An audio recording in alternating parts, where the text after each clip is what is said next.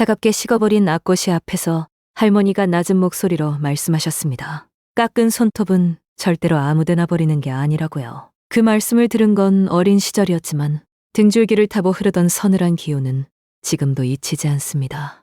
대한민국에서 자란 분이라면 한 번쯤 들어보셨을 겁니다. 밤에 손톱을 깎으면 쥐가 그걸 먹고 내 모습으로 변신해서 나를 대신한다는 이야기를요. 어떤 지역에서는 귀신이 찾아온다고 했고 또 다른 곳에서는 부모의 임종을 지키지 못한다고도 했습니다. 우리는 이것을 단순한 미신이라고 치부해왔습니다. 그런데 이 속설의 뿌리를 따라가 보면 소름이 돋는 진실과 마주하게 됩니다. 손톱 하나에 걸린 저주의 역사는 수천 년을 거슬러 올라갑니다.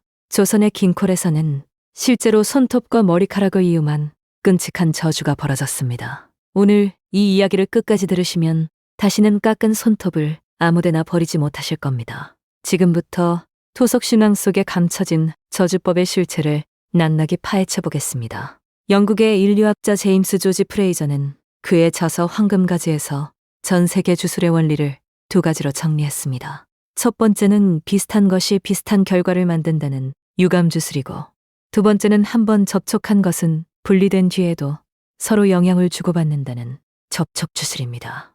바로 이 접촉주술이 손톱 저주의 핵심 원리입니다. 내 몸에서 떨어져 나간 손톱이라 하더라도 그것은 여전히 나와 보이지 않는 끈으로 연결되어 있다고 믿었던 것입니다. 그래서 누군가 내 손톱을 손에 넣으면 그것을 매개로 나에게 해를 끼칠 수 있다고 생각했습니다. 이 믿음은 한반도에만 존재하는 것이 아니었습니다. 아프리카의 부족 사회에서도 멀리카락과 손톱을 이용한 저주의식이 행해졌습니다. 카리브해 연안의 부두교에서는 인형 속의 대상의 손톱이나 멀리카락을 넣고 바늘로 찔러 저주를 내렸습니다.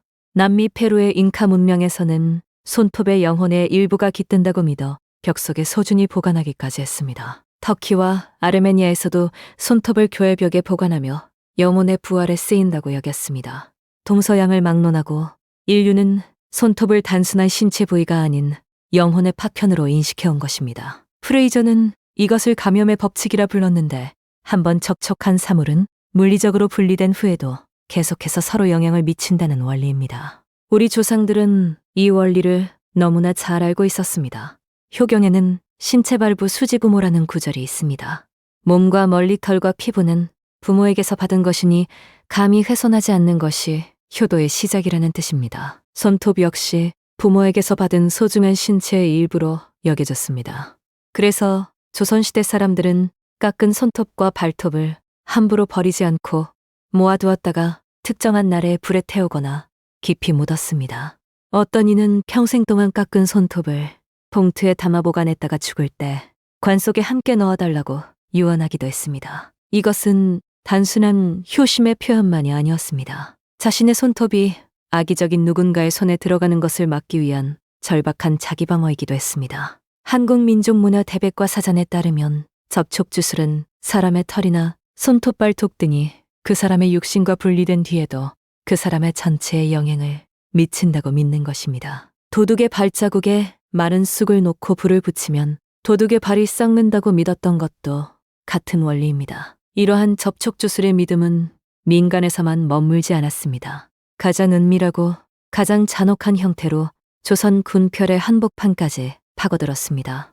구폴의 여인들은 켜력을 차지하기 위해 상대의 신체 일부를 이용한 저주에 손을 대기 시작했습니다. 조선 효정시대에 벌어진 조귀인의 뼈 저주 사건은 그 실체를 적나라하게 보여줍니다. 효정실록에 따르면 조귀인은 종들을 시켜 죽은 사람의 두골과 손발의 뼈, 그리고 치아, 손톱, 발톱, 멀리카락까지 몰래 구해오게 했습니다. 벼락 맞은 나무와 무덤 위에 나무 조각도 모았고 심지어 무덤을 파헤쳐 시체의 살점을 떼어게 했습니다.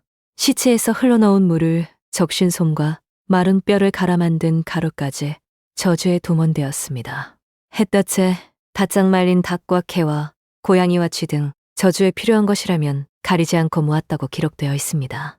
이렇게 모은 저주의 재료들은 굴폴 곳곳에 몰래 묻혔습니다. 조귀인은 이 방법으로 효종과 대비를 저주하며 권력을 되찾으려 했던 것입니다. 결국 발각된 후 조귀인은 사형에 처해졌습니다. 하지만 궁컬에 박힌 저주의 흔적은 쉽게 사라지지 않았습니다.